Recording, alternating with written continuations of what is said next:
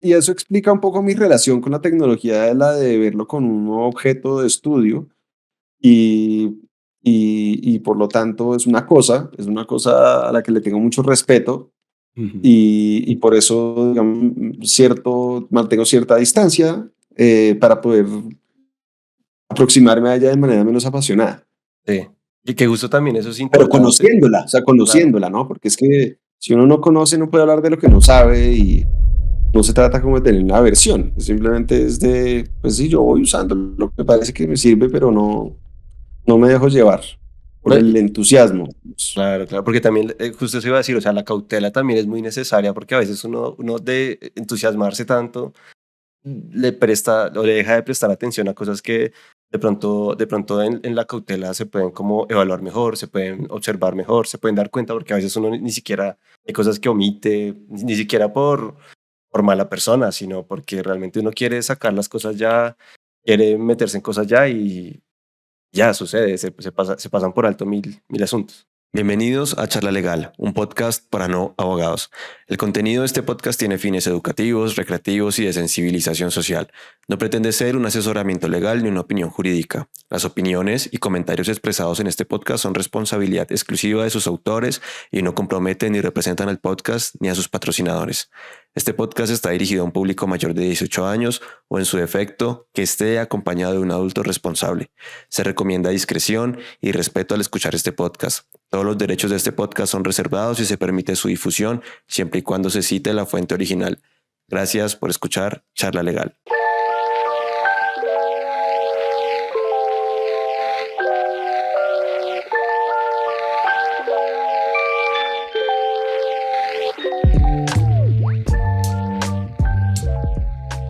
Hola a todos, muy buenas noches, bienvenidos a un nuevo episodio de Charla Legal, un podcast para no abogados.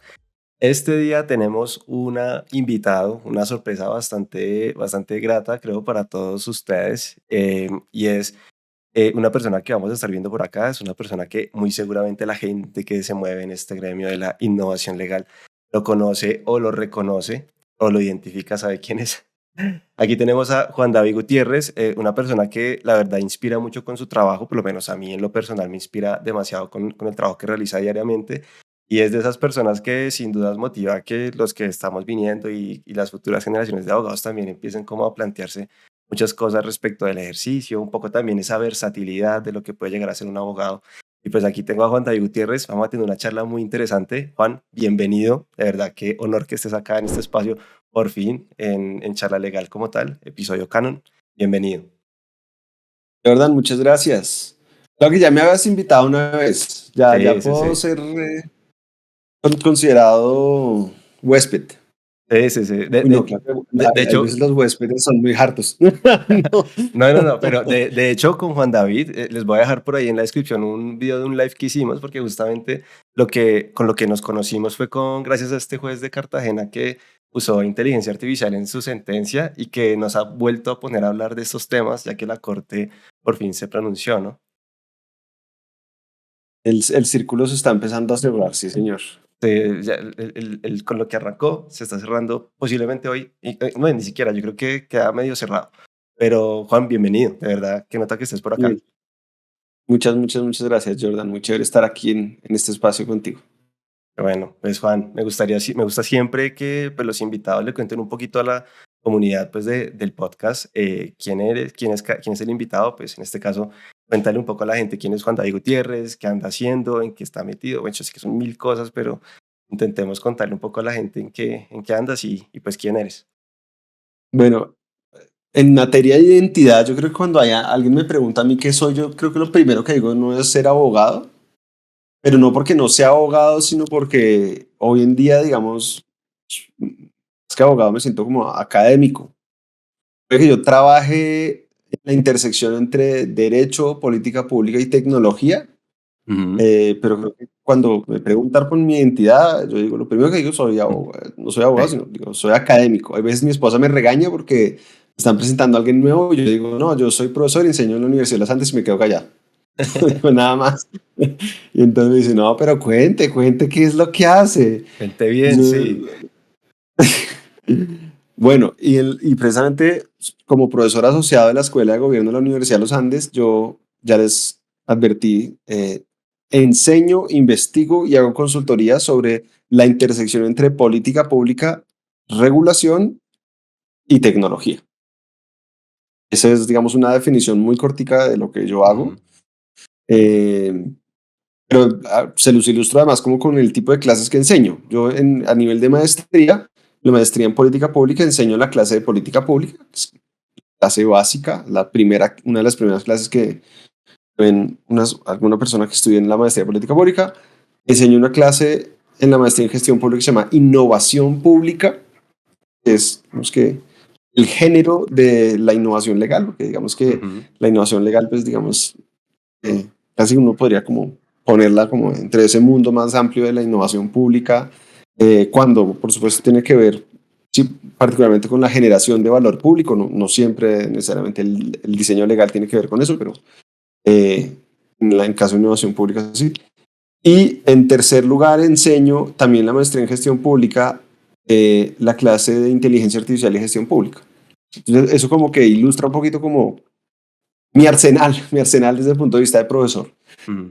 Hay muchas veces me pregunta un estudiante, profe, ¿usted qué hace? Y yo le digo, pues yo soy profesor. Y ya, y nada más, nada más, como, este man no hace nada. Yo le digo, no, una aclaración, los profesores de tiempo completo no solo enseñamos, eso es como, imaginémonos una tercera parte de lo que tenemos que hacer, también creamos conocimiento a través de investigación, eh, digamos, a la que aspiramos, digamos, la gente tenga acceso a través de publicaciones. En el caso de una persona que trabaja en una escuela de gobierno, se espera que además haya incidencia en el debate público, que uno contribuya al debate público, y yo trato de hacer eso muchísimo. Sí. Y en tercer lugar, uno aporta al desarrollo de la organización. Y en mi caso, por ejemplo, aporto haciendo consultoría a través de la universidad. Entonces, a través de la universidad asesorado a organizaciones tales como las Naciones Unidas, o más concretamente a UNESCO, en temas de los que seguramente hablaremos hoy precisamente.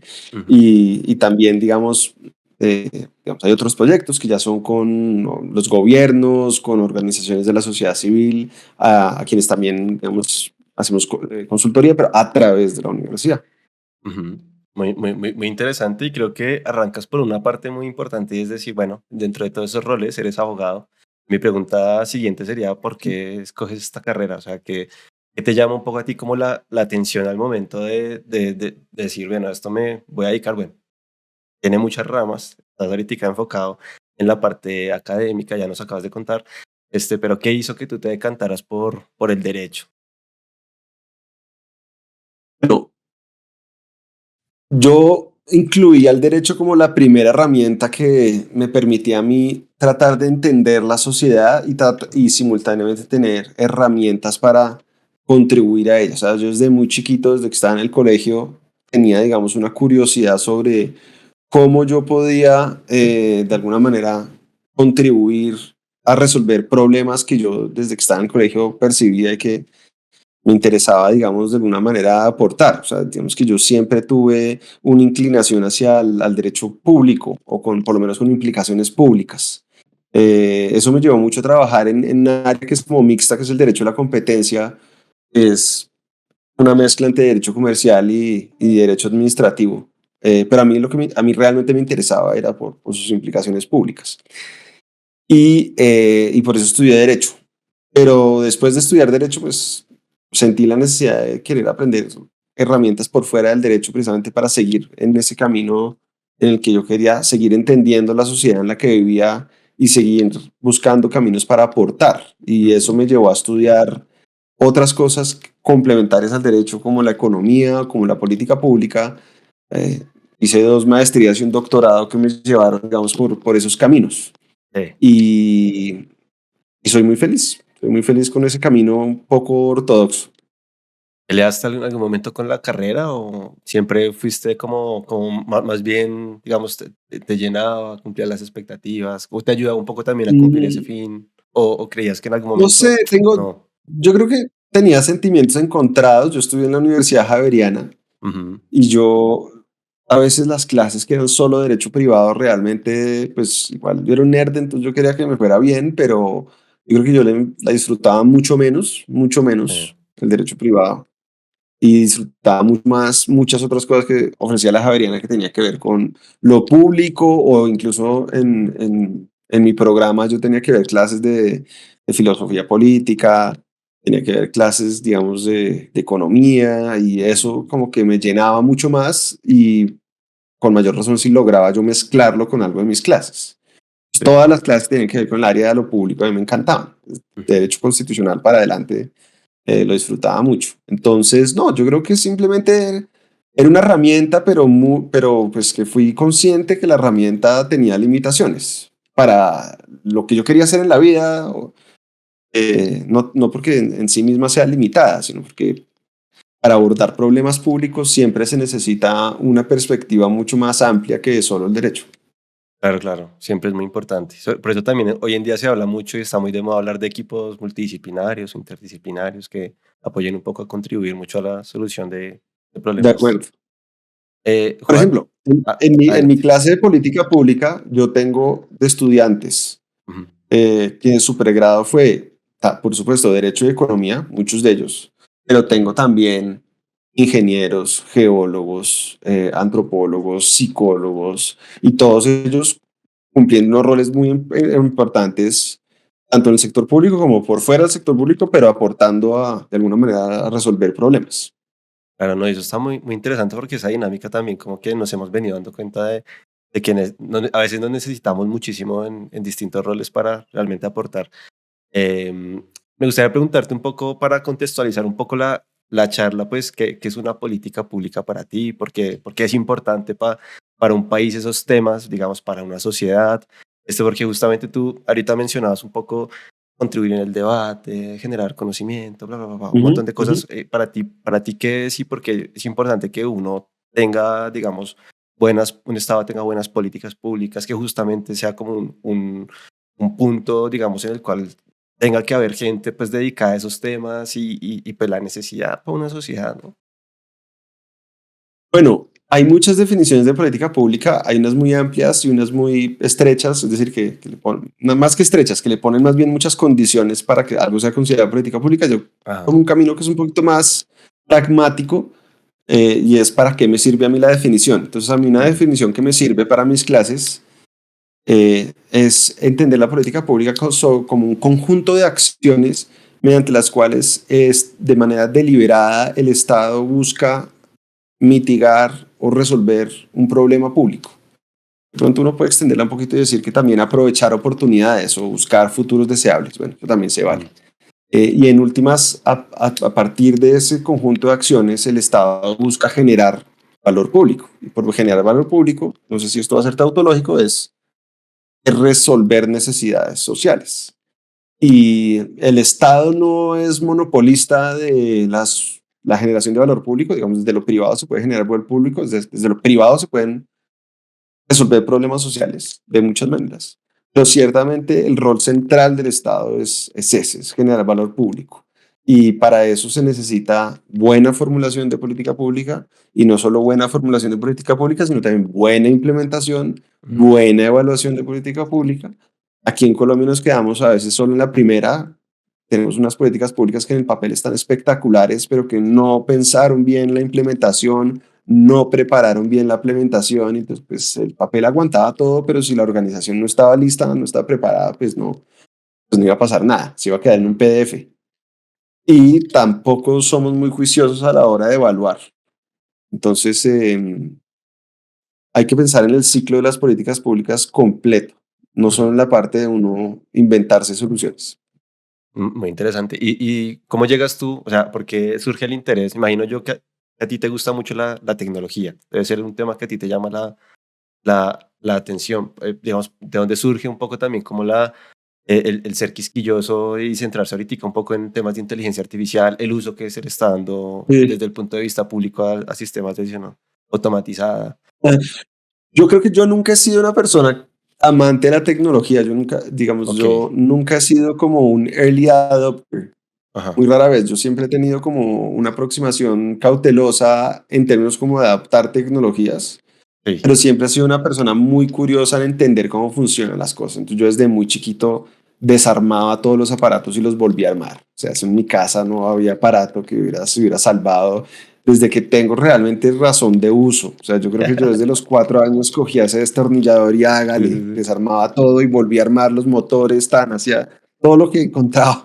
Pero, Yo dañé y muchas cosas. volvían a funcionar o realmente no. Algunas cosas volvían a funcionar para mi felicidad, sobre todo Sí, los sí, sí. motores eran los que más me alegraba que volvieran a funcionar, pero Sí. otros no volvían a vivir nunca. Bueno, Sí, y eso explica un poco mi relación con la tecnología, de la de verlo con un objeto de estudio y, y por lo tanto es una cosa a la que le tengo mucho respeto ujú. y por eso digamos, mantengo cierta distancia para poder aproximarme a ella de manera menos apasionada, Sí. Y que justo también eso es pero importante. conociéndola, o sea, Claro. conociéndola, ¿no? Porque es que si uno no conoce, no puede hablar de lo que no sabe y no se trata como de tener una versión, simplemente es de, pues sí, yo voy usando lo que me parece que me sirve, pero no me dejo llevar por No, el entusiasmo. claro, claro, porque también, justo eso iba a decir, o sea, la cautela también es muy necesaria porque a veces uno de entusiasmarse tanto le presta o le deja de prestar atención a cosas que de pronto en la cautela se pueden como evaluar mejor, se pueden observar mejor, se pueden dar cuenta porque a veces uno ni siquiera hay cosas que omite, ni siquiera por mala persona, sino porque realmente uno quiere sacar las cosas ya, quiere meterse en cosas ya y ya sucede, se pasan por alto mil asuntos. No, y cada quien en su rol. Digamos que tú me preguntabas también que yo por qué había cogido por este camino de la academia y en parte el camino de la academia a mí me permite tener mi propia agenda, digamos, de pensamiento Ujú. y de investigación y de entender. Yo no estoy amarrado a que, por ejemplo, una persona que viva de asesorar empresas. Sí. Y yo en el pasado he tenido ese rol. Yo no hemos terminado, más tiempo de que yo eché toda mi historia completa, pero por lo menos mis primeros 10 años de vida profesional fue como consultor privado o como funcionario público. Ujú. Entonces, he tenido, digamos, otros sombreros, otros chalecos, y sé que los incentivos son diferentes. Y una de las cosas que no me gustó de mi paso, largo paso, incluso creo yo que en 10 años es largo por lo privado, es que uno empieza, digamos, a sentir las manos atadas a medida que va asesorando determinados clientes, determinadas áreas. Ya no puedo opinar públicamente determinadas cosas. Ujú. Después, porque yo tengo una opinión, pero no puedo decirla públicamente porque Pepito o Pepita es mi cliente. Sí, sí, sí. Y eso me amarraba mucho y no me hacía feliz, porque yo sí Ujú. quería opinar, yo sí quería aportar, yo sí quería decir. Entonces, yo entiendo, por ejemplo, que una persona que venda tecnología, pues tenga que ser entusiasta, pues, ¿cómo no? Y de pronto una abogada que sea asesora de una empresa tecnológica, pues será entusiasta y está muy bien. En una democracia todos cabemos, afortunadamente cabemos los que tenemos diferentes intereses, agendas y posiciones. A mí lo que pasa es que me gusta estar en una posición en la que no me sienta amarrado por terceros en lo que pues, yo tendré mis sesgos, por supuesto, como cualquier ser humano, Ujú. pero podré dar unas opiniones que son basadas en lo que realmente yo he, he percibido y concluido. Podrán ser correctas o incorrectas, Ujú. pero no están, digamos, amarradas a alguna agenda preestablecida por un Estado, o por un privado, o por un interés propio, digamos, de vender algo, pues. Claro, y me imagino yo que en ese orden de ideas, para ti la libertad termina siendo, digamos, en ese punto de margen de acción, poderse mover libremente, opinar de pronto, sin ese compromiso, pues para ti debe ser muy liberador y debe ser muy satisfactorio Sí. poderlo hacer con total, pues, conocimiento dentro de lo que uno tiene, con sus sesgos, con sus vainas, pero sin esa consecuencia, pues.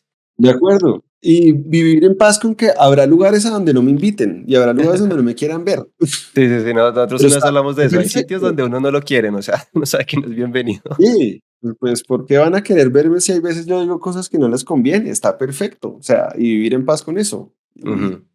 Sí, sí, sí. No, no en todo eh, lado uno tiene que ser bienvenido, pero bueno, aquí en Charla Legal no, cuando quieras.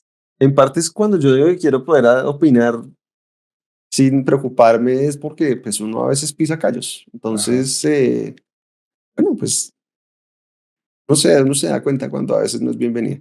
Y Sí, aún así, hay veces me invitan y yo me porto bien.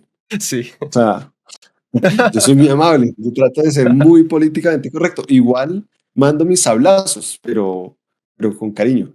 No, sí, no, eso digo yo a veces, no, yo digo esto, pero con cariño, y pues también el que tengan que llevar, No, pues que sí, aguante, ¿no? O sea, siempre igual, con mucho respeto en todo sí, caso. sí, sí, Yo sí. creo que uno siempre podrá disentir respetuosamente.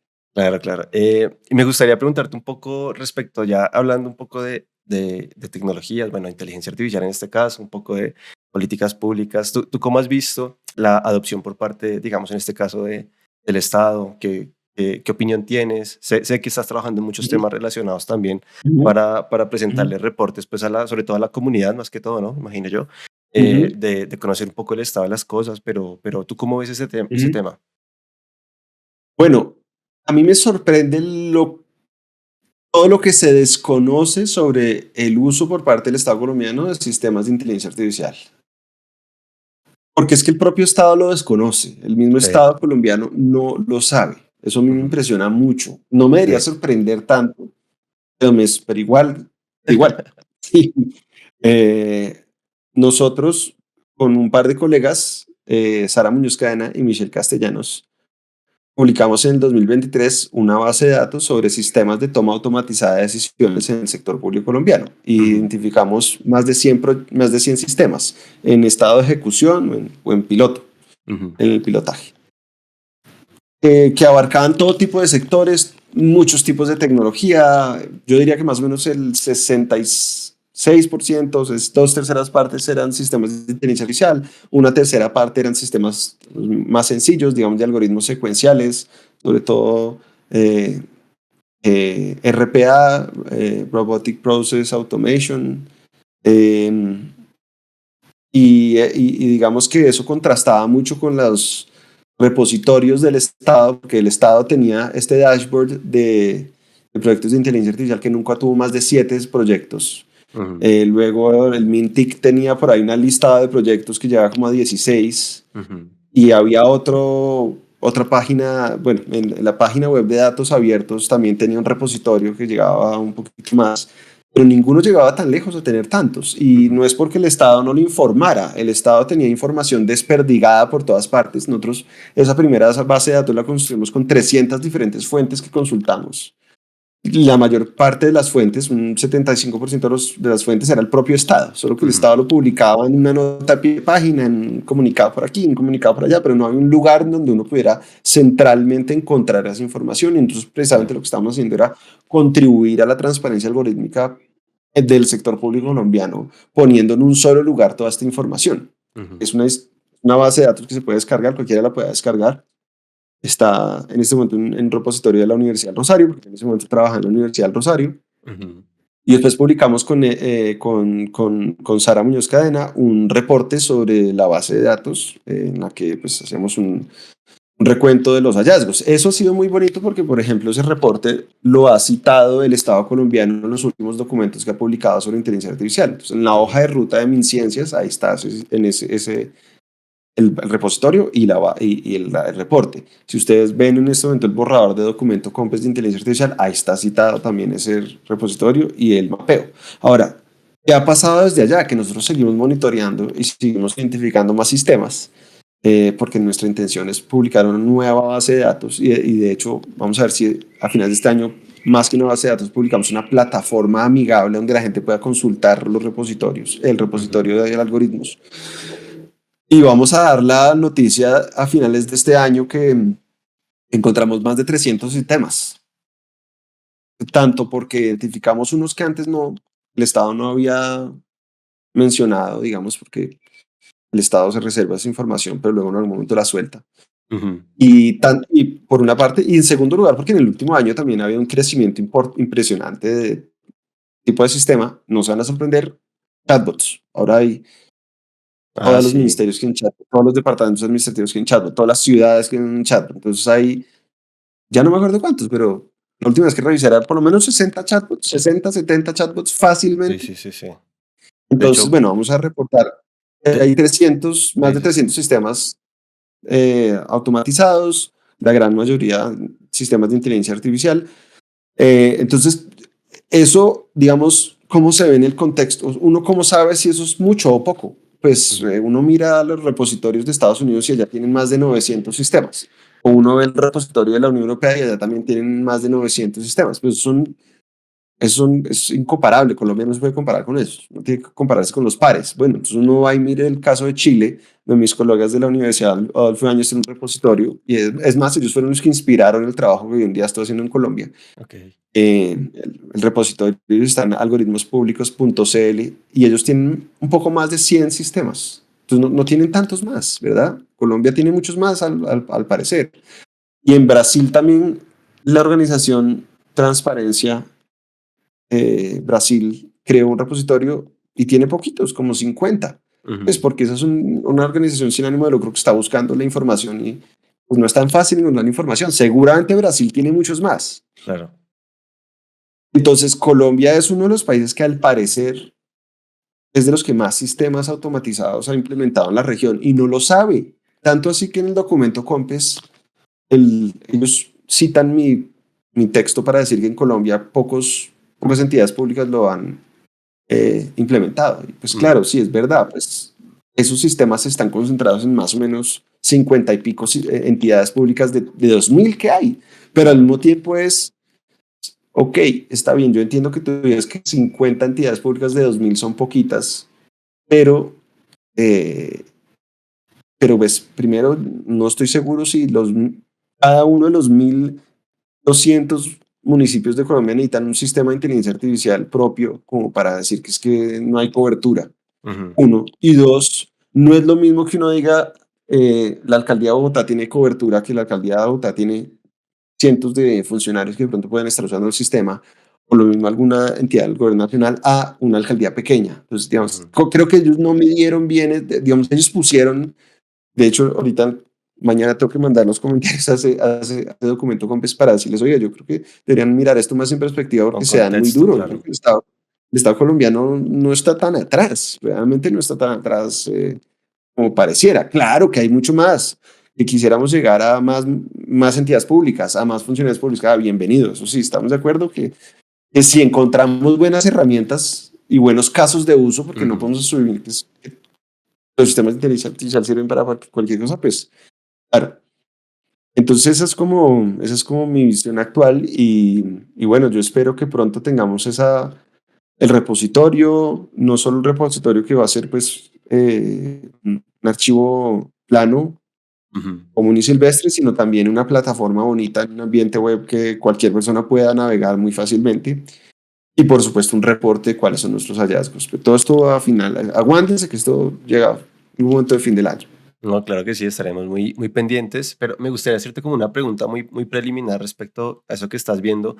En cuanto a la adopción que tiene el Estado, digamos, a esa innovación pública que se está promoviendo. Ahí, por ejemplo, no sé, yo no entré ya como al detalle de si el proyecto está bien hecho, si está bien dado el uso, pero ¿tú cómo ves ese tema? O sea, es decir, esa adopción tan importante, igual que tú, yo opino que es muy importante, sobre todo porque pues yo trabajé en un proyecto de estos para el Ministerio de Educación Nacional los años 2019 y 20, y de ahí el Ministerio de Educación Nacional se armó con un montón de RPAs para distintas áreas porque funcionó muy bien, ¿cierto? Y me imagino yo que ese es el estado de muchas entidades, o sea, ven que les funcionaba bien un caso de eso y empieza yo también quiero, yo también quiero, yo también lo quiero en mi área, no sé qué, bueno, en parte para eso también puede servir este repositorio, que el propio Estado vea entre sí esos casos de uso, porque como ellos no saben, como no saben. Entonces, y sí, yo con mis dos colegas, con Sara y con Michelle, nosotros hacemos como comités editoriales para revisar cada sistema que vamos encontrando y determinar si debería entrarlo en la base de datos, porque para que entre tiene que tener algún grado de automatización, tiene que tener algún grado de, digamos, nosotros estamos registrando sistemas de decisión automatizada o por lo menos semiautomatizada, entonces siempre hay que echarle cabeza, como no, esto tal vez es solo un sistema de información o no, esto tal vez es un sistema secuencial que realmente no aporta mucho en el proceso de automatizar decisiones. Pero es muy chistoso porque muchas veces vemos sistemas que la descripción es muy aburrida. Un RPA casi siempre es una descripción francamente muy aburrida, pero nosotros siempre decimos, Eso debe ser súper, súper útil. Eso debe Sí, sí, ahorrar sí. muchas horas de trabajo. Y en cambio, hay uno a veces unos proyectos que uno ve que parece que estuvieran vendiendo espejitos. Y uno dice, Ajá. mucha declaración, no sé, bombas y platillos y no está tan claro que ese sistema realmente vaya a aportar, pero esperemos a ver qué pasa. Ujú. Uno de las variables, nosotros en la eh, base de datos original teníamos como 40 variables que describían cada uno de los sistemas. En este lo que hicimos un poquito, le metimos como 10 variables más y una de las variables era sobre si había algún tipo de reporte acerca de los resultados obtenidos con el sistema. Y Ujú. ese es uno de los puntos en los que el Estado colombiano está en rojo, Claro. porque muy pocos sistemas, no más del 25%, una cosa así, cuentan con realmente algún tipo de reporte sobre qué se logró con el sistema. Ujú. Y ahí es donde yo decía al comienzo de esta charla que no era suficiente con formular, Claro. ni siquiera con implementar, sino que había que evaluar Ujú. la política pública. Sí. Y bueno, pues eso, digamos, no es sorprendente porque en general evaluar es costoso y evaluar, hay todo tipo de desincentivos para evaluar. eh, y bueno, pues tendrá que pasar un poquito más del tiempo para que sepamos qué sistemas sí aportaron y qué sistemas no aportaron. Claro, y justamente también tú acabas de recalcar algo importante y es si realmente necesitamos A o B, es decir, esta tecnología y un montón de tecnologías. Por ejemplo, yo batallo mucho porque todo el mundo piensa que le muestran una automatización básica o más avanzada, lo que sea. Todo el mundo piensa que es inteligencia artificial. Y yo siempre digo, hay muchas más tecnologías, es decir, hay una bolsita de tecnologías que permiten hacer automatizaciones y todas tienen un caso de uso, todas tienen unas ventajas, todas tienen unas desventajas, todas tienen un alcance.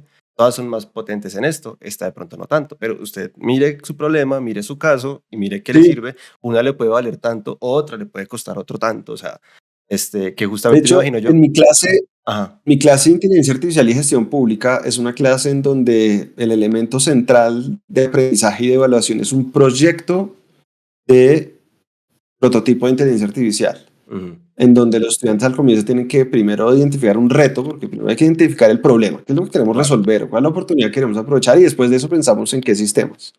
Pero yo igual los obligo a decirme, oiga, pero convénzanme que no había una solución distinta de esta herramienta de inteligencia artificial, no hay una solución análoga mejor.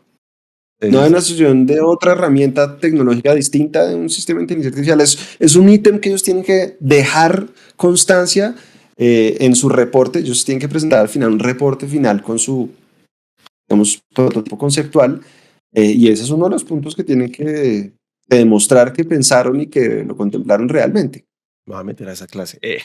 Mentiras. Eso sí, bienvenido a bordo. Esa es una clase que es parte de una maestría, Ujú. pero que se puede ver. Primero, si estás en otra maestría, la puedes ver como electiva, Ajá. pero también puedes verla como un curso de extensión, o sea, es una cosa que uno puede estudiar porque le Interesante. gustó ya la materia. Interesante. Sobre todo también porque estaría, me imagino yo que también, tú bien lo decías ahorita, como lo que hacen las personas que terminan viendo pues este tipo de materias pues son muy diversas y solamente por curiosidad, es decir, mirar cómo abordan los distintos problemas que se proponen y cómo empiezan a proponer las soluciones, porque ahí es donde está lo llamativo, me imagino yo. Bueno, yo que tú te ves Total. sorprender por ese elemento. No, a mí me encantan esas clases porque pues ciertamente más o menos la mitad puede que venga de la maestría en gestión pública, en donde la mayoría de ellos pueden ser una combinación entre abogados, administradores públicos, contadores y administradores. Entonces, son variados, pero hay como cierta similitud. Ujú. Pero la otra mitad sí llega a todas partes, desde ingeniería. O sea, ya llegan gente que está haciendo una maestría en ingeniería, pero que ve esta clase y se la va a tomar como electiva. Ujú. Y es espectacular porque ellos trabajan en grupos, este proyecto que les mencionaba de crear este prototipo. Y ciertamente las diferentes miradas aportan mucho. Sí, sí, sí. Eh, por ejemplo, y bueno, por ejemplo, entonces el semestre pasado hicimos un ejercicio con chatbots. Entonces, Ujú. donde yo les pedía que en clase utilizáramos unos chatbots, en la universidad nos licenciaron Copilot, entonces los estudiantes pueden usar Copilot en versión licenciada. Y en clase yo los puse a tratar de usar Copilot para complementar el diagnóstico del problema y entender el problema que estaban abordando y también empezar a generar ideas de qué hacer. Ujú. Y entonces, pues al final hicimos como una discusión sobre qué tanto había servido o no había servido usar el chatbot para lo uno y para lo otro. Y me Ujú. acuerdo mucho que en el grupo donde había ingenieros y no ingenieros, los ingenieros decían, no, mire, lo que respondió el chatbot para nosotros fue muy general, no nos agregó nada nuevo, porque era algo sobre lo que nosotros ya sabíamos y las respuestas eran como, están ok, pero no nos aportó Ajá. nada. Para los que no sabían nada, sí era como, no, esa vaina sí nos dio luces, ¿no? Porque no Ujú. sabíamos nada y pues nos dio luces. Sí. Eh, pero al mismo tiempo yo les pedí también que le propusieran al chatbot con unas instrucciones que criticara ideas propias de ellos, es decir, que ellos le presentaran al chatbot una idea y que se las criticara. Ajá. Y en esa tarea todos estuvieron de acuerdo que el chatbot no hacía una buena tarea. Sí. Bueno, pero bueno, eso es como un ejemplo de cómo personas con diferentes miradas en una misma situación pues ven las cosas muy diferente y además pues entre ellos pues se intercambian esas opiniones. Entonces pues el ingeniero se aterriza y dice no, esto tampoco es que sea mayor cosa, no sientan pues mejor dicho que esto pues es maravilloso, Ujú. digamos, en el sentido de que pues, va a reemplazar Claro. al experto, pues, mejor dicho. Ujú. Y me gustaría entrar un poco al tema del uso, porque creo que tú eres pues, de lo que yo conozco, de lo que he podido ver una veces en LinkedIn, encuentra cuanto experto en tantas cosas, pero me llamó mucho la atención que tú has sido un poco el promotor de, de, diseñar, en cuanto a diseñar una política de uso de tecnologías como Mm, inteligencia artificial, pero en este caso para el aula de mm, clases. Pero yo me he dado cuenta, mm, y te voy a contar esto y tú me vas a dar tu opinión, tanto en el sector público como privado, las personas, pues es innegable que dentro de su día a día usan inteligencia artificial. Es decir, si hace 2 años mm, de pronto era un poco extraño encontrar gente que usara inteligencia artificial para X o Y cosa, hoy en día es muy común, es decir, es una tecnología ya de uso cotidiano, de mm, hecho súper común.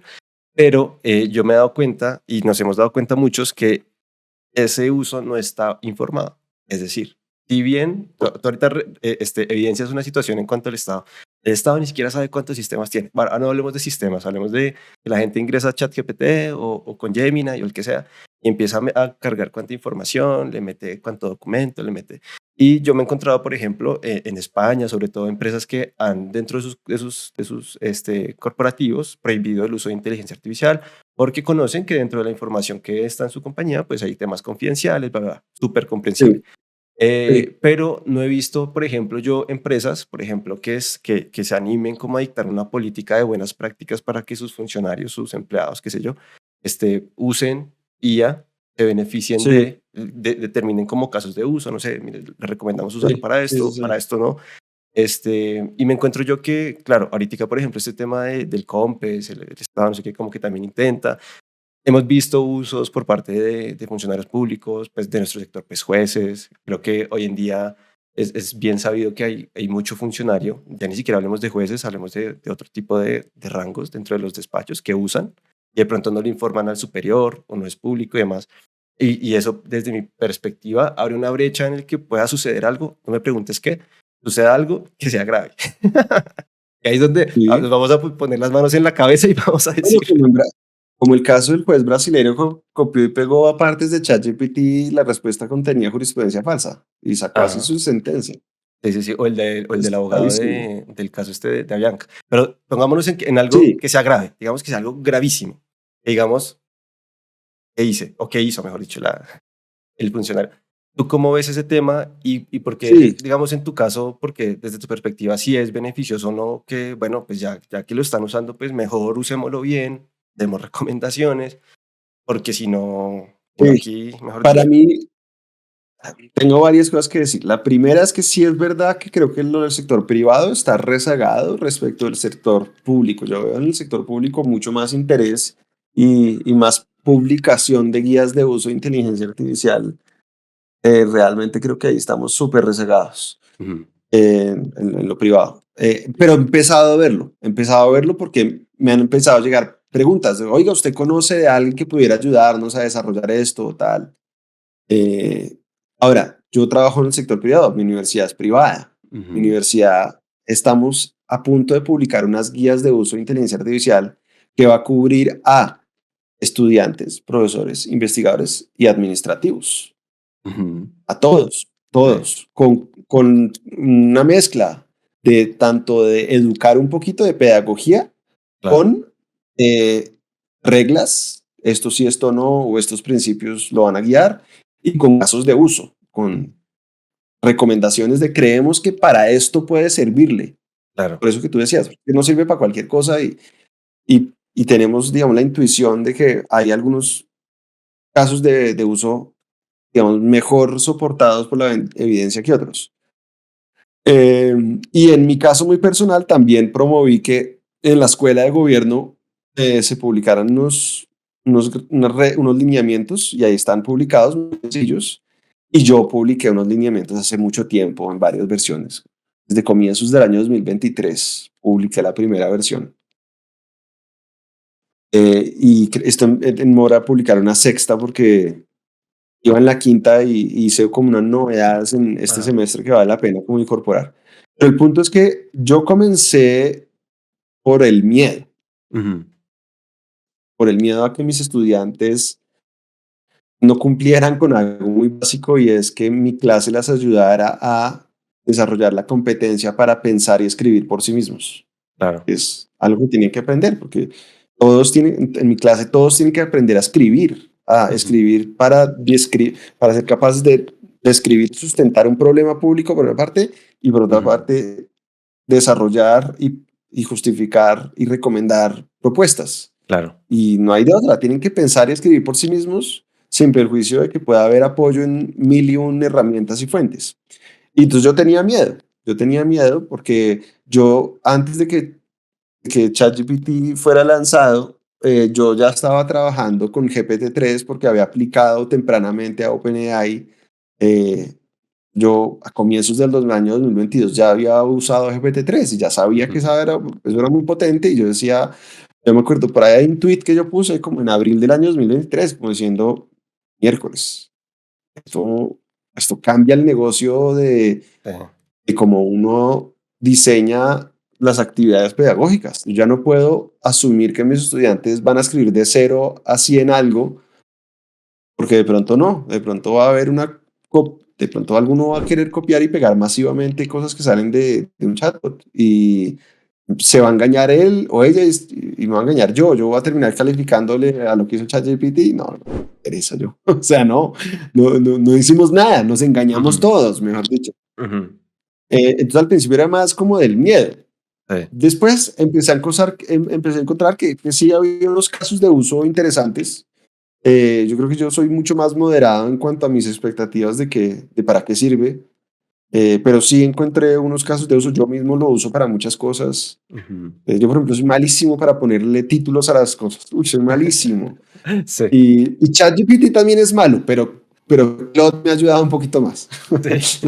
Los títulos de ChatGPT Copilot son un poquito más enlatados. Los de Claude me parece que me ayudan un poquito más. Pero tío, todos encontramos un caso de uso y dije, bueno, lo veo como algo como la clase de educación sexual. Pues bueno, yo sé que usted lo va a hacer así yo no quiera o así yo no esté hablando del tema, entonces venga, nos sentamos y lo trabajamos juntos y digamos, permítame acompañarle en este proceso. Claro. Y por eso todas mis clases, el primer día de clase incluye una encuesta sobre uso de inteligencia artificial generativa. Me ha permitido aprender muchas cosas de mis estudiantes a través de esa encuesta. Y segundo, un mini taller para explicarles cómo funcionan los modelos de lenguaje a gran escala, por qué es que a veces son imprecisos o a veces incluyen información falsa, para que ellos los aterricen y entiendan, y luego también pues, les doy unos casos de uso sugeridos y unas reglas. Y entonces la novedad que puse este semestre, que es inspirada en una idea de otros académicos, entre ellos uno que se llama León Furse, y hay otros, no me acuerdo los del paper, pero es que León es el que más divulga, entonces por eso es que lo tengo presente al Super León. Y es una especie como de escala en donde en cada actividad yo les digo qué tanta inteligencia artificial generativa pueden usar. Hay veces no quiero que usen nada. Hay veces Ajá. quiero que ellos escriban y piensan por sí mismos desde cero. Pues Sí. por lo menos la primera tarea, yo les digo, quiero oír su voz. Ajá. Quiero saber ustedes cómo están. Necesito conocer la línea de base. No me sirve que ustedes usen chatbots para modificar eso porque no, entonces no los voy a poder conocer. Déjenme conocerlos, por favor, no lo usen. Ujú. Es como cuando uno está enseñando la tabla de multiplicar. No puede dejar uno ahí la calculadora al lado y que entonces en vez de yo saber la tabla de multiplicar, se puede la calculadora al lado. No, pues no la va a aprender nunca. Claro, claro, claro. Pero luego, a medida que el curso avanza, va escalando. Entonces, Ujú. bueno, ahora la pueden usar para editar. Bueno, ahora la pueden usar para generar y para explorar ideas. Bueno, ahora la pueden usar para cosas más sustanciales. Y por Ujú. último ahora pueden usarla full. Quiero que la usen full.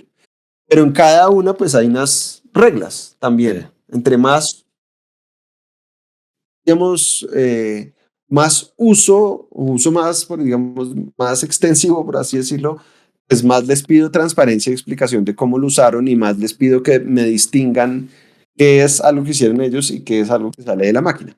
Me imagino yo que les permites como pues documentelo, pues de pronto inserte el prompt, como... Exacto. Entonces, en uno de los casos yo les pido en un anexo, Juanpe, ¿cuáles fueron los prompts? Ajá. En otro en el que les digo que si pueden copiar y pegar cosas, les digo, por favor, pongan entre comillas lo que copiaron para que yo pueda distinguir qué sale de la máquina y que realmente lo produjeron ustedes. Ujú. Bastante interesante, pero al final del día si te has dado cuenta, bueno, me surgen dos dudas. Uno, con las encuestas, ¿te has dado cuenta que sí cada vez lo usan más la IA? Y dos, ¿te ha servido esto para de pronto generar mejores prácticas al momento de usarlo? O sea, ¿si te has dado cuenta de eso? Sí, total. Primero, sí, la tasa de adopción va ampliándose, pero uno no puede asumir que porque la gente es joven quiere adoptar la tecnología. Hay gente que es adversa a la tecnología y Sí, sí, sí, adversa sí. al riesgo. Entonces, uno no puede partir de que todos son tecno-optimistas o que son felices adoptando tecnología nueva. No, eso no es así. Ujú. Hay gente que no le gusta o gente que le tiene miedo o gente que es adversa Ujú. y hay que respetar a esas personas. Claro. Eh, He aprendido que en general les genera sentimientos encontrados. O sea, en las encuestas que yo hago, yo les pido, dígame los 3 primeros sentimientos que se le vienen a la cabeza cuando le digo la palabra inteligencia artificial. Y es una mezcla entre emoción, incertidumbre, eh, energía, miedo. Es- Y no es como que, o sea, no es que una misma persona puede poner 3 cosas que conflictúan.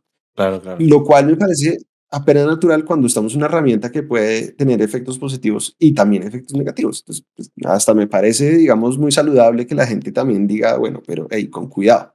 Ujú. Eh, También he aprendido por qué es que a la gente le gusta usar los chatbots para buscar información, que eso es algo que yo nunca había entendido, porque si uno usa un chatbot para buscar información, le toca buscar en todo caso en otra fuente, porque si no es fiable, entonces, pues, ¿qué carajos hago yo con información que de pronto no es fiable? Me Ujú. toca hacer doble trabajo. Yo Claro, no claro. entendía muy bien por qué.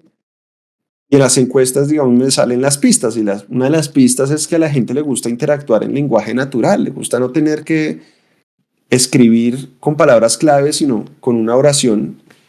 Y le gusta recibir respuestas que no es una lista de cocina, sino que es Sí, algo ya preparado. A la gente le claro, claro. gusta eso. A jóvenes y a viejos, es decir, eso le pegó a Sí. todo el mundo. Por muchas razones, a diferentes personas les gusta que sea así. Y cuando, ya que estabas hablando también de los usos en lo público, yo he hecho, por una parte, la encuesta global de la UNESCO la diseñé y la administré con ellos para operadores judiciales en más de 90 países del mundo. Y también aproveché el curso que organizamos en los Andes con el Consejo Superior de Judicatura para más de 1.400 magistrados, jueces y servidores judiciales, en la cual tú fuiste profesor, para hacer una encuesta entre ellos para entender los usos, para qué lo estaban usando, cuáles eran sus percepciones, sus miedos, tal. Y ahí también, tanto en la encuesta UNESCO como en la encuesta de mis amigos los magistrados, jueces y servidores, el principal uso de los chatbots es la búsqueda de información. Ajá. A pesar de que ese es digamos, es subóptimo el resultado del chatbot. Ujú. Pero eso es muy importante a la hora de pensar precisamente en lo de las reglas, en lo de las orientaciones, en lo de la necesidad de alfabetización digital, Claro. para que la gente no trate el sistema como un oráculo, que no, yo puedo preguntarle lo que quiera y puedo buscarlo ahí porque nada, como le oí decir a un juez, a esos que copiaron y pegaron ChatGPT en su sentencia, no, es que a mí Ajá. la ChatGPT me va a ayudar a buscar las mejores sentencias, me va a ayudar a identificar las mejores sentencias. Complicado. Interesante, bastante interesante porque justamente creo que tienes mucha base para dar eso. Y entrando un poco también a este tema de justicia, pues me gustaría un poco devolverte una pregunta que me hiciste en uno de estos eventos, en el evento que me invitaste de Foro de Justicia. ¿Tú ¿Cómo ves que debería ser un poco ese abordaje del uso tecnológico para pues, usos como estos, ¿no? Para la administración de justicia? Em, ¿Cómo ves que se está dando? Porque claro, yo también me he dado cuenta y me encantaría, por ejemplo, que hubiese como un poco más de transparencia en cuanto a la publicación, no sé, de información por parte de la rama para entender muchas cosas, porque también es cierto que hay muchos temas que pues uno quisiera como contribuir, pero a veces la información está como tan cerrada que pues, salvo que uno sea intenso con Mm, derechos de petición, qué sé yo, pues de pronto no te comparten como toda mm. la info. Pero ¿tú cómo ves ese tema? Bueno, yo ahí tengo que declarar que puedo estar sesgado porque he trabajado mucho con el Consejo Superior en el último año y medio. Entonces, Ajá. si tengo sesgos, discúlpenme. Pero soy más optimista. Yo siento que entramos hace un tiempo precisamente en una dinámica diferente con el lanzamiento del Justicia Lab del Consejo Superior de la Judicatura. Me parece que hay un ánimo no simplemente de informar más, sino de descubrir más. El Justicia Lab arrancó con una iniciativa de tratar de identificar proyectos innovadores de tecnología creados desde la rama judicial, desde abajo, Ajá. mejor dicho, Sí, sí, sí. desde los jueces, de los magistrados, de los servidores judiciales. Y eso me pareció súper interesante y me parece que, pues, que estamos en una dinámica diferente. Puede ser mejor, por supuesto. O sea, la justicia brasilera tiene muchos sistemas de inteligencia artificial, que es quizás es la jurisdicción en América Latina que más sistemas tiene, y tiene un repositorio, tiene una información muy completa donde uno puede entrar. Es un sistema que se llama Synapses y ahí tienen información de Víctor, de Victoria, de Galileo, bueno, ahí tienen un montón de nombres de diferentes herramientas que ellos tienen. eh, y la Unión Europea también publicó su repositorio, que además incluye no solo sistemas de la Unión Europea, sino también de otros países. Ujú. En nuestro repositorio que yo les contaba al comienzo, pues encontramos precisamente que el 18% de los ciento y pico sistemas que identificamos aportaban de alguna manera al sector justicia. Entonces el sector Ujú. justicia en Colombia lidera realmente este asunto, pero obviamente siempre hay oportunidades de mejora y creo que no en vano la sentencia de la Corte Constitucional, que se es poco uno de los puntos en los que digamos, le dedican buen rato a discutir es la transparencia algorítmica y cómo en la práctica se puede cumplir con la transparencia algorítmica en relación con el uso de inteligencia artificial por parte de jueces. Ujú. Y también, pero esa sentencia, pues entrando un poquito, recalca muchos temas como la información, cómo se comparte, la privacidad. De hecho, eso sí me sorprendió que solamente en una cita, pues habló de anonimización de los datos. Creo que es un asunto en Bueno, el que yo de pronto, aprovechando ya que el foco era sí. tan... Es que yo me pongo en el lugar de los magistrados de la Corte Constitucional y digo, estaba metido en un tema en el que, claro, yo debía revisar una tutela, pero pues es que el contexto que tiene este caso es muy Pues amplio. antes a mí me sorprendió porque creo que abordó muchos temas que yo no pensé que fuera a abordar. Sí, Abordar que la PEGU, por ejemplo, que una de las preguntas centrales, si no la central, era cuál era la implicación de que se reemplazara a un juez por una máquina ajá, para la toma de decisión, que es una pregunta absolutamente central para hoy y total, para lo que viene.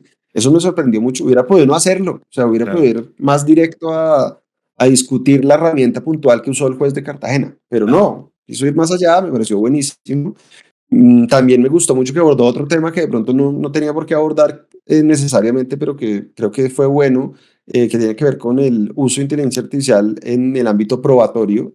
ajá, Yo creo que de pronto les faltó, yo creo que ahí va a haber seguramente una sentencia más de pronto si algún día llega, ya que ha habido ya discusión con otros usos de inteligencia artificial que pareciera que bordean con el pretender que ChatGPT hiciera como las veces de un perito experto. ajá, Eh, y de pronto tendrá que haber una siguiente sentencia, pero pues digamos que realmente son casi 200 páginas en donde Ujú. pues hablan de muchas cosas, ¿no? Sí, sí, sí, sí. Entonces, sí, sí, estamos de acuerdo que uno podrá sentir que faltó, es que al fin y al cabo era solo una sentencia. Yo creo que hay un rol muy importante del Consejo Superior de la Judicatura para que en las guías en las que está trabajando, que de hecho está trabajando en esas guías desde febrero de este año, mucho antes de que la Corte la exhortara, Ujú. pues aborde de una manera más holística el tema. Claro, claro. Y justamente del curso, por ejemplo, yo me acuerdo, Juan, que te lo comenté también por chat cuando ya estábamos como finalizando. Me acuerdo yo que conversamos un poco y te decía como un poco mi impresión. Yo me di cuenta de muchas cosas que eran como semilla positiva para crecer un poco. Creo que este es un tema que hay que profundizar más y que creo que de manera muy responsable hay que ayudar mucho, porque también siento yo que hace falta mucho involucrarse más para poder sacar mejores resultados, Mm. pero a beneficiar al juez, porque tampoco nos podemos engañar. O sea, esta gente también tiene una cantidad o sea, lo del piso de este juzgado que se cayó, eso es un síntoma berraco. O sea, que hay muchas cosas Sí. alrededor que uno no sabe realmente cómo poder. O sea, ojalá uno tuviera como no sé, la varita mágica o algo así como para generar la solución, pero encontré dinámicas, encontré ese interés que también tú te das cuenta. También me he dado cuenta, por ejemplo, con esa sentencia, me gustó mucho que a pesar, bueno, resalta en mucha medida pues la labor del juez, que es muy importante. Es decir, es una cosa que no va a ser reemplazada, por lo menos en lo pronto, no sé, yo no lo veo, por lo menos. Es una labor muy importante para la sociedad, debe mantenerse, pero no desconocer los beneficios o los casos de uso que podría llegar a tener. Y también invita justamente a eso. O sea, oiga, tenemos que seguirnos capacitando y tenemos que descubrir esos casos de uso, donde nos sirve, donde no nos sirve. Y creo que deja una puerta abierta muy interesante para explorar, para seguir haciéndolo. Y me parece que ese Justicia Lab, que yo también, de hecho, no sé si te dije, oye, y encontré, no sé, me decían como algunos funcionarios, como, no, me gustaría hacer esto, o estoy como en proyecto de hacer esto. Cosas muy interesantes que yo decía, oiga, qué chévere sería resaltar esas vainas, qué bacano que pues haya el Justicia Lab y que ese sea como el inicio de tener una rama judicial que sea también multidisciplinaria, que genere innovación, que conoces muy bien sus problemas, porque imagino yo que ellos Sí. son los primeros testigos de esos temas, y pues que empiecen a generar soluciones para eso. Me parece que es una ganancia tremenda, Juan, y pues ahí también hay que darte el reconocimiento, porque creo que en parte generas un poco esa curiosidad. Si bien ya había funcionarios que lo hacían, como que se están dando los escenarios, pues. Ahí será muy importante precisamente que todas esas personas en la rama judicial, incluso los que estamos por fuera de la rama judicial, pero queremos contribuir, sigamos aportando de una manera organizada, porque en este momento desde lo directivo hay digamos, apoyo total a los procesos de innovación pública, Ajá, pero digamos, yo que enseño innovación pública, yo sé que uno de los grandes retos de la innovación pública es la sostenibilidad, claro. porque cuando algo no ha enraizado en la cultura organizacional, si la cultura de innovación no ha enraizado, Ujú. no es Ya. algo que uno puede, digamos, sostener independiente de los nombres de quien dirige la organización. Ujú. Desafortunadamente los frutos se pueden desaparecer muy rápidamente, así Claro, como claro. tarda mucho construir, destruir, pues se destruye rápido. Y digamos, la actual dirección del Consejo Superior de la Judicatura le apuesta de lleno a esto, pero todas las presidencias pues, tienen un término y Claro, cuando se claro. acabe, pues vamos a que siga adelante, pero no podemos asumir que va a ser así. Ujú. Ojalá haya frutos rápidos de recoger para que, digamos, para que haya una razón más para decir, bueno, es que ha dado frutos. No, realmente deberíamos continuar con esto, porque desafortunadamente los proyectos de innovación no necesariamente dan frutos rápido y se Ujú. necesita algo de perseverancia Claro. para tener los frutos y no siempre las organizaciones son tan pacientes. Claro, y es que eso justamente es lo que implica un proyecto, sobre todo un proyecto tan ambicioso como eso. O sea, yo me pongo a pensar en esto, y es un problema que mi primera pregunta siempre es: ¿por dónde arranco? Es que el problema es tan grande como tú lo quieras ver, o si te empiezas a enfocar en cosas y vas avanzando paso a paso, va a tomar tiempo, necesitas, o sea, tú acabas de decir, esa cultura organizacional que sea abierta o dada. En este caso, pues, al igual que tú, considero que está muy dada ahorita, pero pues también lo que tú dices, no hay que negarse que hay proyectos que dependen de que Pepito está ahí o Pepita, y el día que Pepito o Pepita no está, el proyecto no más, se va. De acuerdo. Para ir terminando, Juan, ya hemos conversado de muchas cosas. Esta conversación ha estado muy interesante. Creo que, de hecho, es mi conversación favorita en lo que llevo de charla legal, porque hemos tocado 1000 temas y creo que los hemos podido abordar muy bien. Este, mm, Creo que daría inclusive para otro episodio, por ejemplo, cuando tú ya tengas este informe final y también generar un poco esa divulgación a través de esta comunidad. Me gustaría Un que, paréntesis, también va a haber dime, un dime, informe sobre los hallazgos de la encuesta que hicimos a 1.400 jueces. Eso también viene en camino, un poquito más pronto. interesante. Yo creo que en octubre, posiblemente. Interesante, y eso está muy interesante. Y pues aquí dejamos un poco como esa exclusiva, ¿no? Exacto. Aquí yo he dado varias exclusivas. Sí, sí, sí. Sí, sí, sí, sí. ¿Qué más hay por ahí? ¿Qué más se viene en el camino? Bueno, esta semana la UNESCO lanzó una consulta pública sobre aproximaciones emergentes a nivel global sobre regulación de inteligencia artificial, que fue un documento que yo escribí Lo vi. contratado por la UNESCO y que ahora está en consulta pública precisamente para recibir pata, me imagino, porque yo creo que ¿Cómo se a puede pocos participar? ahí en la UNESCO hay un forms para que la gente pueda participar y bueno, pues bienvenidos los comentarios. Qué bueno.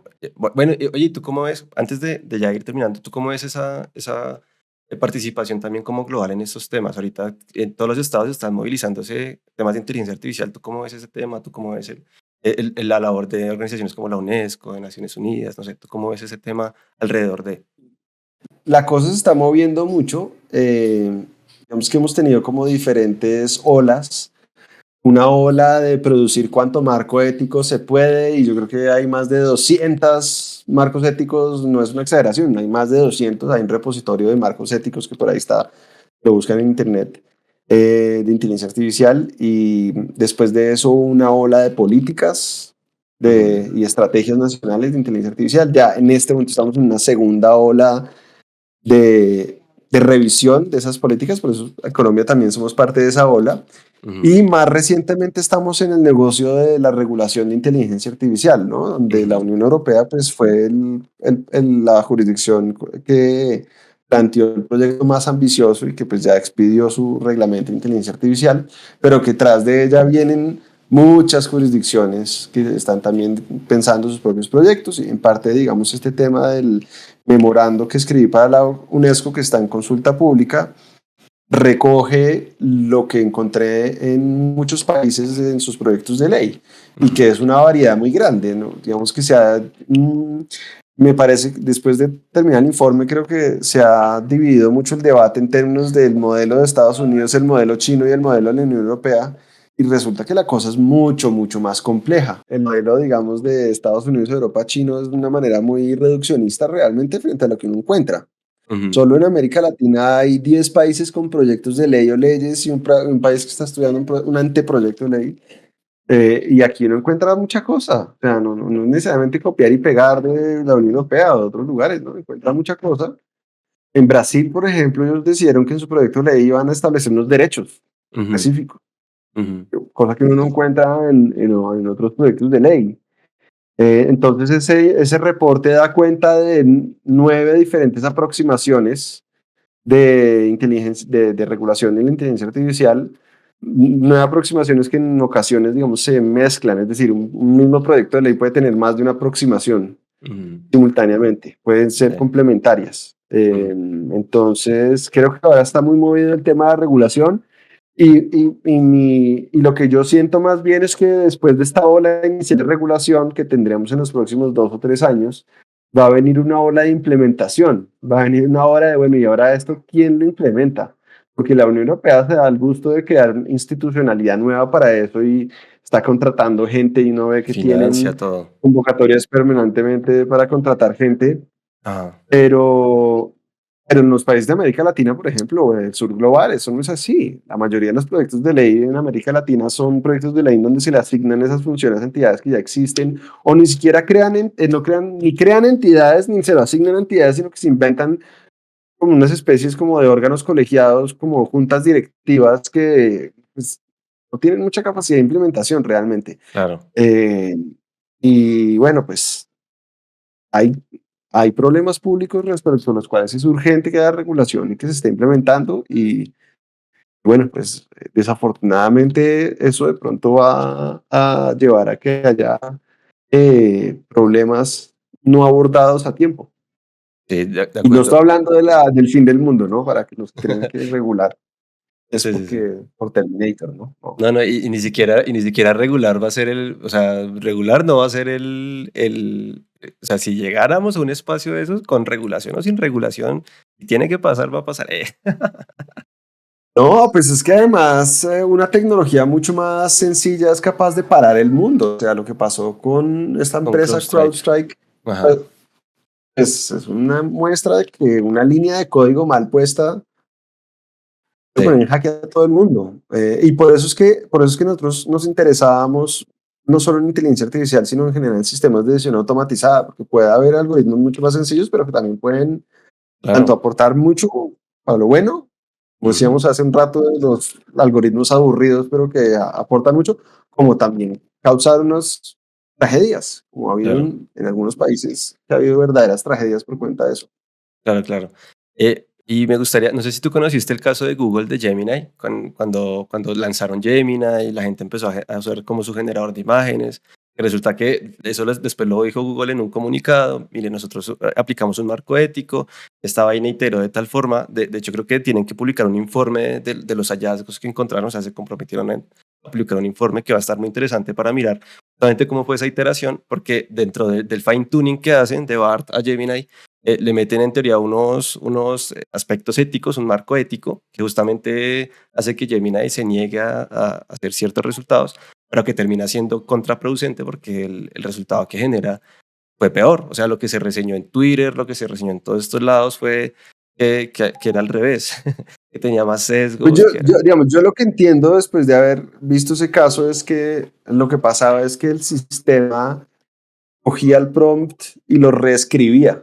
Sí, Entonces, si tú le decías, deme imágenes de papas, el sistema lo reescribía como, deme imágenes de papas, pero que haya una representatividad de personas, ta, ta, ta, ta, ta, ta. ajá, Fíjate que acá algo muy interesante, porque Google pudo tener muy buenas intenciones y pudo haber dicho, esto lo hice porque quería cumplir con unas obligaciones éticas que me autoimpuse, claro. pero no cumpliste con una muy básica de transparencia algorítmica. Cuéntale a la Ujú, gente que tus prompts los va a reescribir el sistema y que va a producir algo que está mediado por lo que el sistema reescribe. claro, claro. Uno. Y dos, algo muy chistoso está pasando con Grok 2, la de La de Elon. X, y es que es lo contrario. Entonces, por ejemplo, acá ha habido ejemplos de le das un prompt muy completo de muéstreme una foto de una banda de metal, pero que los integrantes tengan alguna diversidad étnica, y pum, los bota todos blancos. Ajá. Es decir, también está mal. Sí, sí, sí. Y es como el lado opuesto de la moneda, pero yo no veo que haya un escándalo como pasó con Google. Sí, sí, sí. Entonces es como paradójico. Es decir, yo no estoy diciendo que la de Google hubiera salido bien, pero estos de Grok están yéndose para el otro lado y salvo unas pocas personas que están levantando por la mano para decir, oiga, esto no está bien, Ujú, no es un escándalo tan grande como el de Google. sí. Eh, interesante. Ahora que está interesante porque justamente también muestra que los modelos de inteligencia artificial son pues moldeables, pueden atender a intereses y pues hay que estar muy pendientes de, en todo caso, eso, ¿no? Es Eh, que cuando nosotros pretendemos delegarle la responsabilidad al sistema en vez de las personas y las organizaciones, estamos en últimas olvidándonos de que todos los sistemas fueron creados a partir de unas decisiones humanas. ujú, La decisión humana de que el 90% de los chatbots creados el sector público colombiano tenga nombre de mujer es una decisión humana. Es Claro. una visión estereotipada del rol de las mujeres en el mercado laboral. Eh, Eso no es gratuito, eso es una Ajá, decisión humana. claro. Luego, en un sistema de inteligencia artificial, el tipo de datos que escogemos para entrenar o no entrenar el sistema, el balance que haya dentro de esa base de datos, una decisión totalmente humana. Ujú. Interesante, No es, interesante. digamos, la gente asume, no, es que es un sistema computacional y trabaja con datos, entonces es objetivo y por Ujú. lo tanto superior. Sí, Como paso a paso, vamos paso a paso. sí, sí, sí, de acuerdo. Pues Juan, me gustaría ya para irle dando fin a este episodio épico, quieres mandar un mensaje, te dejo este espacio para que tú, de todo lo que hemos de pronto conversado y de lo que tú has podido reflexionar, no sé, quieras dar un mensaje a profesionales. Aquí te va a escuchar gente, digamos, también muy diversa en todos sus roles, en sus profesiones, en mucho de lo que, donde están, pues, sector público, privado, qué sé yo, mixto. Pero que siempre son muy expectantes pues, de estos temas. ¿Qué les dirías? ¿Qué quieres que ellos Les escuchen de voy a ti? decir algo de lo que no hemos hablado hoy tal vez, y Ujú, es, si uno quiere aprender de tecnología y particularmente de sistemas de inteligencia artificial, es muy importante también aprender de cómo los humanos aprendemos y pensamos. ujú, ¿Por qué lo digo? Porque he visto una tendencia a asumir que las máquinas, por ejemplo, cuando se da un aprendizaje vía machine learning, así es como los humanos aprendemos. ujú, Y así no aprenden los seres humanos, ujú. ni así funcionan digamos, las funciones cognitivas de los seres humanos, no funcionan así. Y yo creo que para tener un buen entendimiento de cómo funcionan los sistemas de inteligencia artificial, también hay que entender un poquito cómo funciona la cognición humana. Entonces, pues, digamos, yo creo que ahí, eso es algo como que de pronto a la gente no se le ocurre, Ujú, se necesita saber para realmente entender a profundidad esto, para no confundir una cosa con las otras. Yo voy a usar un ejemplo hay una persona que hace poquito pasó por un podcast, ya me voy a acordar del nombre y se los digo, es una persona que lleva 30 años investigando sobre modelos de lenguaje a gran escala ujú. y trabajando en ellos. Se llama Subarrao Kambamti. Eh, y él estuvo en una entrevista hace poco en un programa que a mí me gusta mucho, que es un podcast eh, que está disponible como podcast y como video podcast, que se llama Machine Learning Street Walk o Street Talk, algo así. Ok. Y entonces él decía, mire, cuando uno necesita eh, saber o sea, sí, Machine Learning Street Talk, cuando uno necesita saber una respuesta que proviene del uso del raciocinio, es muy fácil uno no, digamos, ser confundido, no saber si la respuesta que uno se la dieron es producto de el raciocinio, de coger unos principios, aplicarlos y llegar a una conclusión, Ujú, respecto de haber memorizado una respuesta y simplemente ofrecido la respuesta. Él da un ejemplo que me parece súper claro. Decía, en Microsoft nosotros teníamos unas preguntas que le hacíamos a la gente para contratar. ujú. Entonces, cuando inaugurábamos una pregunta nueva, esa persona le iba a tocar guerrearla con su razonamiento para respondernos. Claro. Pero al cabo de un tiempo, las personas que llegaban a la entrevista ya habían visitado alguno de los múltiples páginas web en donde había preguntas y respuestas frecuentes de Microsoft y Ah, donde posiblemente la persona llegaba con la respuesta aprendida de sí. memoria. Y nosotros ya no teníamos manera de saber, porque la persona incluso podía actuar para darnos la impresión de que no se lo sabía de memoria, sino que estaba como medio pensando. Ajá. Ya no podemos distinguir entre si la persona razonó y nos explicó o si simplemente memorizó y respondió. Ujú, Es muy difícil. Y yo creo que por eso es que genera tanta fascinación los chatbots que funcionan a partir de modelos de lenguaje a gran escala, ujú. porque generan unas respuestas que se ven muy consistentes sobre eh, cualquier cosa que uno se le ocurre preguntarle. y puede haber, digamos, una sensación de que detrás de esto realmente hay una capacidad de razonar, una capacidad de razonar al mejor estilo de un ser humano. Ujú. Em, y creo que entendiendo cómo realmente funciona los procesos de aprendizaje y cómo funciona el razonamiento, pues uno empieza a distinguir precisamente eso y a no caer, digamos, en ese tipo de errores. Claro, claro, claro. Pues de hecho, para cerrar un poco eso, por eso también yo peleo un poco con el término marquetero de inteligencia artificial, de contratos inteligentes, porque justamente creo que ahí es donde más está la diferencia, ¿no?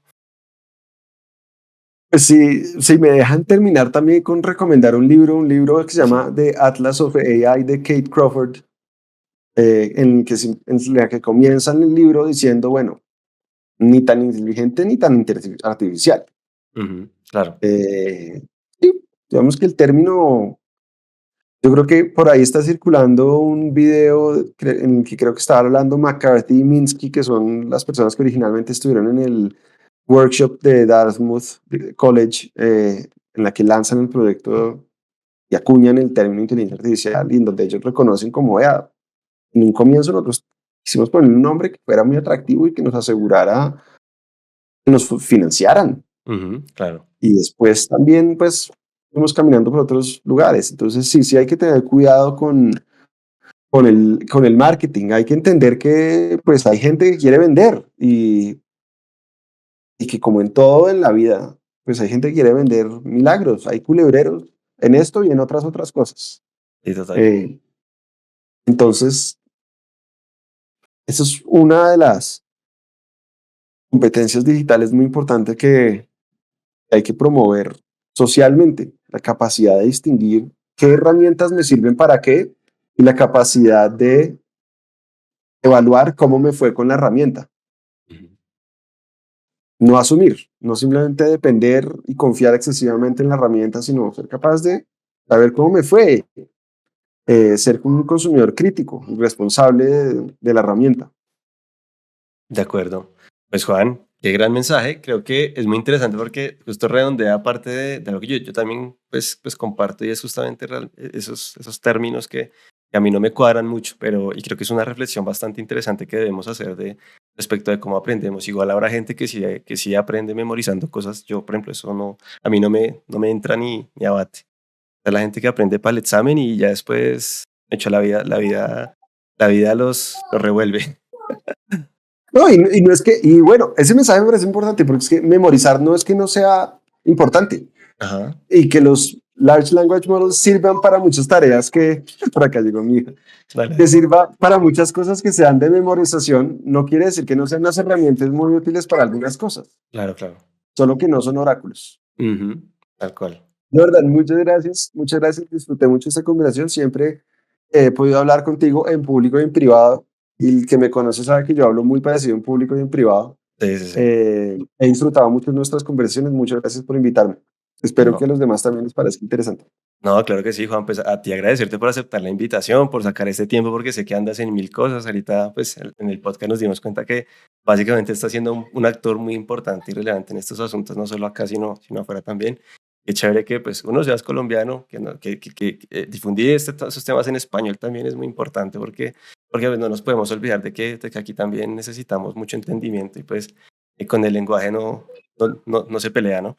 Y de verdad, mil y mil gracias por ayudarnos a generar todo este conocimiento para toda esta comunidad de charla legal. Y pues bienvenido para cuando quieras volver. Y a ti por hacer eso mismo también. Muchas gracias. No, a ti. Bueno, y a mi público de charla legal, pues quiero agradecerles, ya saben, siempre por llegar hasta acá, por escucharse este episodio hasta el final. Recuerden que podemos interactuar ahora en todas las plataformas, YouTube, Spotify, ustedes comentan, ya les puedo contestar, todo bien, chévere. Y recuerden que episodio nuevo todos los lunes a las 7 p.m. hora colombiana. Entonces, pues, como siempre, nos vemos en un episodio nuevo. Y pilas por ahí también en el canal de YouTube, que se vienen cositas nuevas. Les voy a dejar las redes sociales de Juan David Gutiérrez para que lo sigan, en LinkedIn, en Twitter, que es una persona súper activa, está ahí divulgando muchos temas creo que son de interés, porque también, pues, como lo vimos ahorita, porque era importante conocer un poco de qué es una política pública y demás, pues ahí está la razón. Y pues nada, nos vemos en el siguiente episodio. Hasta luego, que estén muy bien.